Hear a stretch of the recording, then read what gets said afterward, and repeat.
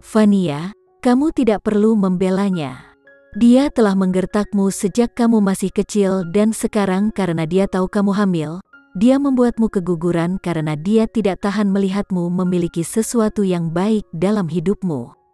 Wanita yang sangat jahat. Seseorang panggil polisi. Aku menuntut keadilan cepat pada wanita tak berperasaan ini, Rafael mengutuk.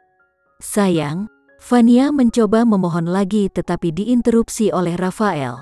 Sayang, aku suka bahwa kamu adalah wanita baik hati yang percaya pada kebaikan orang tetapi dia telah berusaha pada kehidupan anak kita.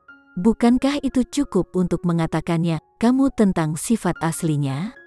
Fania langsung terdiam dan membuang muka dengan kekecewaan. Seolah-olah dia tiba-tiba melihat kebenaran buruk tentang Kinan dan tidak mampu membelanya lagi. Penampilannya menarik semua orang dan mereka tidak bisa tidak berempati dengannya. Dengan demikian, kekaguman mereka sebelumnya terhadap Kinan berubah menjadi kemarahan yang marah. Meskipun mereka tidak mengetahui seluruh kebenaran, mereka bisa mengisi kekosongan dengan imajinasi mereka sendiri. Dalam pikiran mereka, Kinan harus menjadi wanita yang terlihat jahat dan kejam. Jika tidak, mengapa pernikahannya dengan Vano hanya bertahan selama 3 tahun?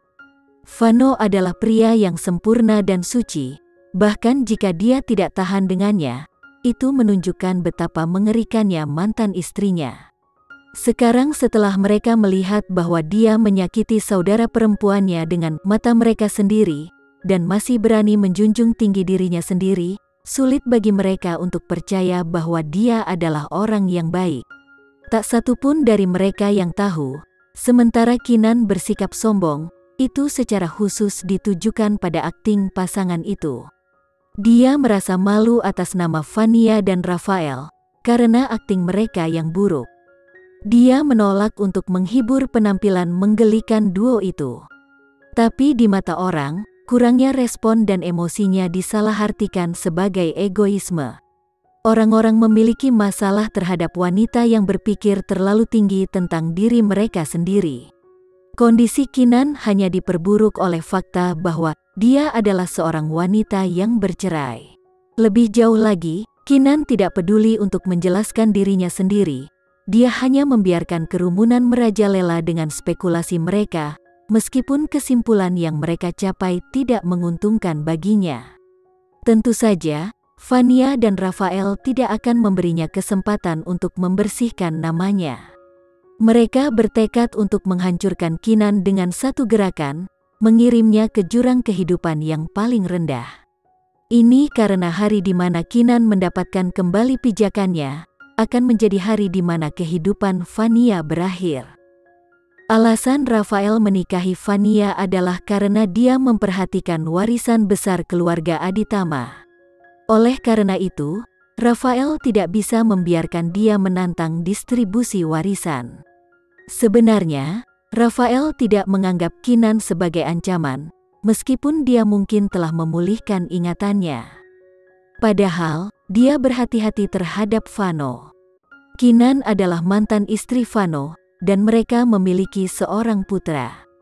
Dari sudut pandang Fania dan Rafael, Vano pasti telah membantu mantan istrinya, atau bagaimana seorang wanita seperti Kinan akan kembali begitu tiba-tiba dan begitu cepat?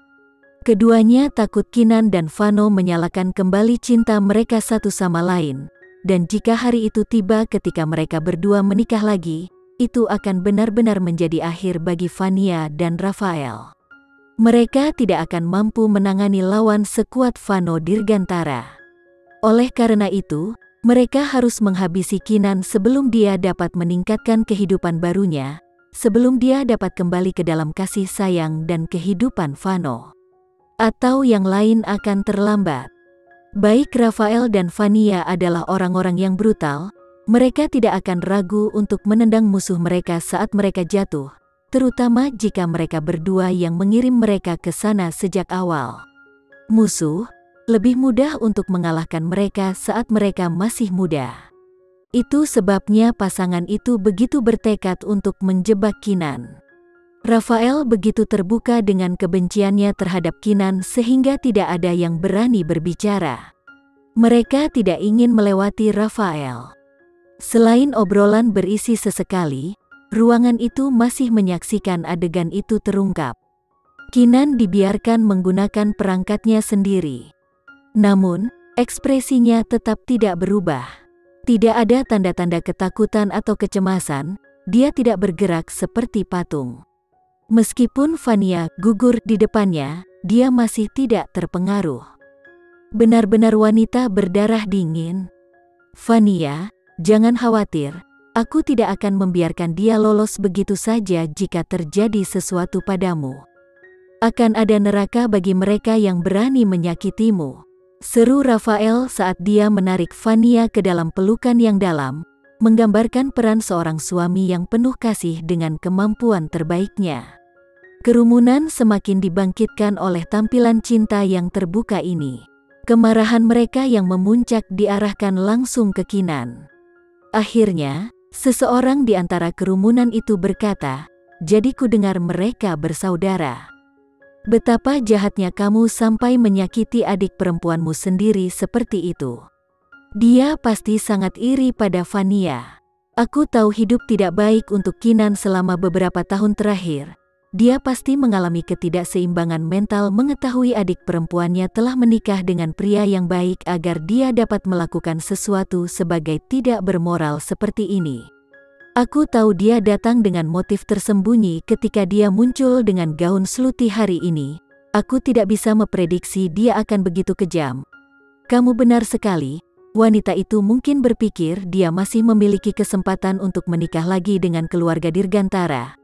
Sayangnya, Giovanni sudah memiliki tunangan dan itu adalah Nona Elena yang cantik. Tepat sekali, Nona Elena jauh lebih baik dan lebih lembut darinya. Elena berdiri di tengah kerumunan, hatinya meledak dalam kegembiraan yang menang. Dia menatap Kinan dengan tatapan maut, batinnya melakukan perpecahan perayaan. Anjing, kemana perginya kesombonganmu sebelumnya? Rafael memiliki koneksi baik di atas maupun di bawah meja. Dengan kata lain, dia bukan karakter yang sederhana. Dia harus menganggap dirinya beruntung jika dia selamat dari cobaan ini dengan setengah hidupnya masih utuh. Bagaimanapun, reputasinya akan benar-benar hancur.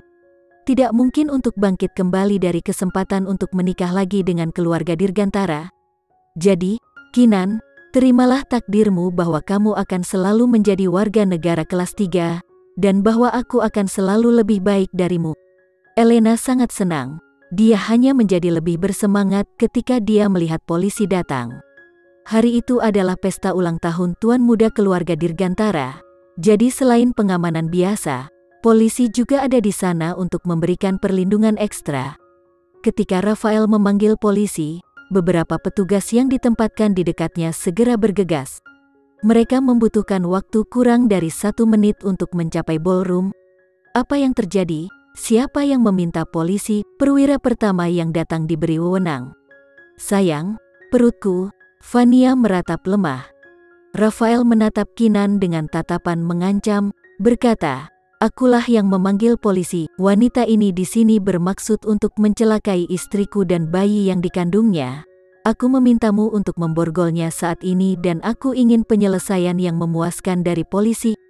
Polisi memandang Kinan dan bertanya dengan serius, "Nona, apakah yang dikatakan Tuan Rafael itu benar?"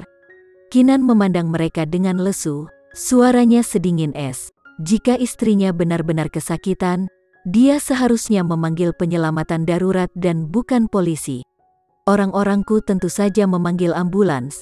Kinan, kamu lebih baik berdoa agar istriku tidak terluka atau aku akan memenggal kepalamu.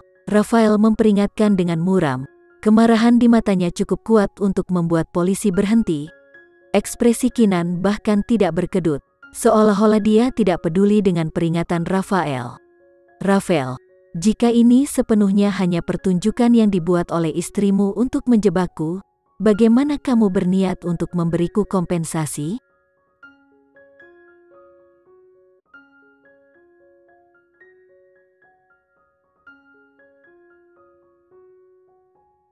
Sekian dulu ya video kali ini. Kita lanjutkan lagi videonya di lain waktu.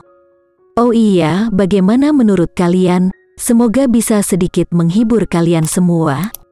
Untuk teman-teman yang baru nonton, jangan lupa subscribe ya, hehehe. Dan kalau teman-teman ada yang ingin gabung langganan, bisa langsung gabung saja untuk dapat fitur yang menarik dan sedikit membantu Mimin.